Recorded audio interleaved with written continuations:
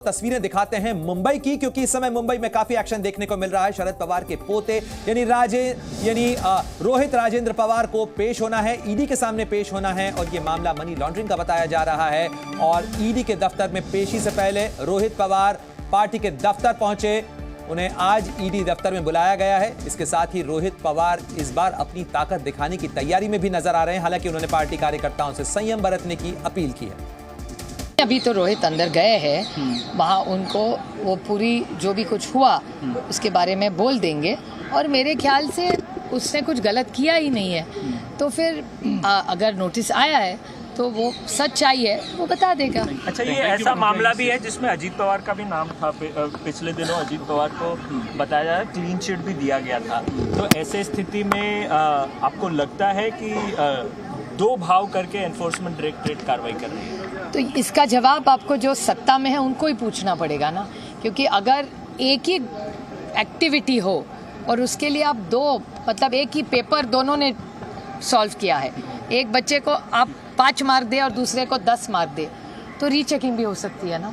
तो मेरे ख्याल से ये सब जो सवाल आप मुझे कर रहे हैं, मुझे ये ईडी वीडी का ज़्यादा नॉलेज नहीं है।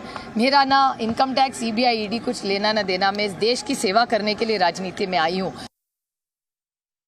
अगर साथ में शामिल हो गई है ईडी, अगर आप ईडी के अधिकारी के बारे में बोले तो वो उनका काम कर रहे हैं। उनके खिलाफ मेरा कुछ भी नहीं है। मैं तो हर वक्त उनको सपोर्ट करने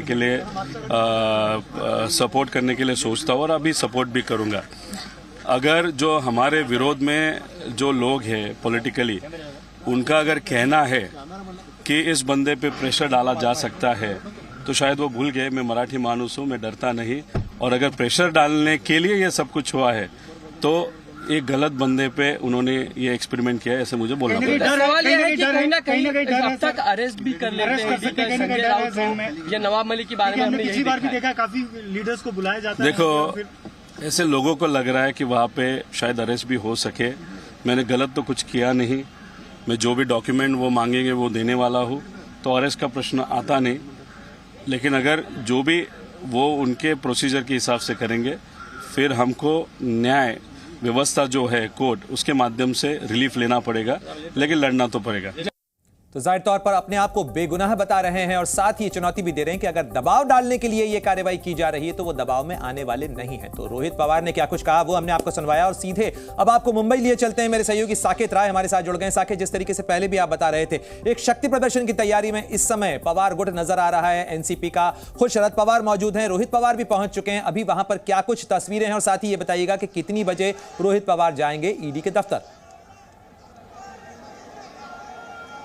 बिल्कुल प्रणय, देखिए सबसे पहले तो मैं आपको बता दूं कि रोहित पवार ईडी दफ्तर में दाखिल हो चुके हैं। सुप्रिया सुले खुद उन्हें ईडी दफ्तर तक छोड़ने गई थी। मेरे पीछे आपको सीधा मैं तस्वीरों में लेकर चलता हूं।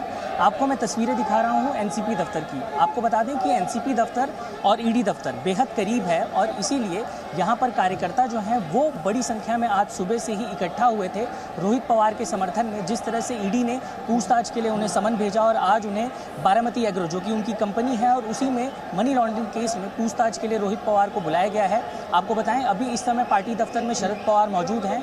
सुप्रिया सुले ईडी दफ्तर तक उन्हें छोड़ने के लिए गई हैं और वो अब ईडी दफ्तर में दाखिल हो चुके हैं। उनसे पूछताछ की जाएगी इस पूरे मामले में। आप तस्वीरों में देखिए कि किस तरह से यहाँ पर एनसीपी के जो कार्यकर्ता हैं वो बड़ी संख्या में आए हुए हैं। राज्य के अलग अलग कोनों से वो यहाँ पर पहुंचे हुए हैं और जिस तरह से ये पूरा मामला दर्ज किया गया था ईडी के लिए, वो अपने आप में देखने वाला है। देखिए, सबसे पहले तो ये समझना जरूरी है कि ये पूरा केस आखिर है क्या। आपको बताएं कि सबसे पहले बॉम्बे हाई कोर्ट में एक पीआईएल दाखिल की गई थी। पीआईएल दाखिल करके ये बात कही गई थी कि महाराष्ट्र सहकारी बैंक, जो कि जब शुगर फैक्ट्रीज को लोन देते हैं उन्हें चलाने के लिए, तो उसमें कहीं ना कहीं धांधली होती है। अब इसमें धांधली किस प्रकार से होती है तो आपको बताएं, शुगर फैक्ट्रीज अपने आप को बैंकरप्ट घोषित करती हैं और जब ऐसा होता है तो सहकारी बैंकों द्वारा उन्हें नीलाम किया जाता है और जब ये नीलामी प्रक्रिया पूरी की जाती है तो उसमें सरकार के ही लोग होते हैं। इसमें आपको बताएं कि पहले अजीत पवार का भी नाम था। पूरा मिलाकर अगर देखें तो ये 25,000 करोड़ के घोटाले की बात कही जाती है कथित तौर पर, लेकिन इसमें बारामती एग्रो ने एक कंपनी को एक्वायर किया, एक शुगर कंपनी को एक्वायर किया जिसका नाम है कन्नड़ शुगर फैक्ट्री। अब देखिए, उसमें उन्होंने 50 करोड़ में इस पूरी कंपनी को एक्वायर कर लिया, जिस पर बॉम्बे हाई कोर्ट ने भी सवाल खड़े किए थे कि इतनी कम दाम में आप किसी फैक्ट्री को कैसे एक्वायर कर सकते हैं। ये बेहद कम दाम है, यानी कि औने पौने दाम में पूरी की पूरी शुगर फैक्ट्री खरीद ली गई।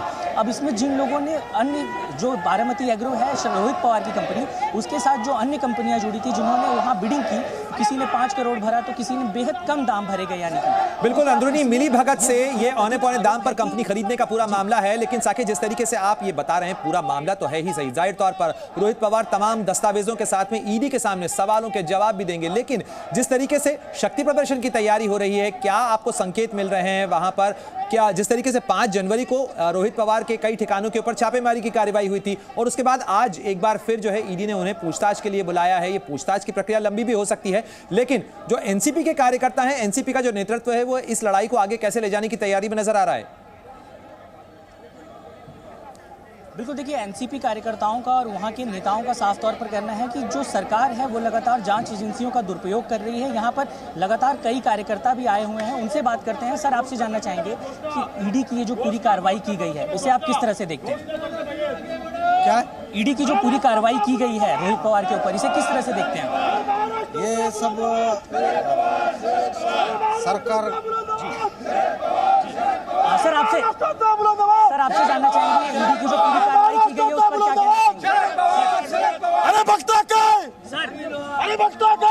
शुक्रिया तमाम जानकारी के लिए। साकिब, आप नजर बनाए रखें, इस खबर से जुड़ा जो भी अपडेट होगा वो सबसे पहले आपको जी न्यूज पे देंगे।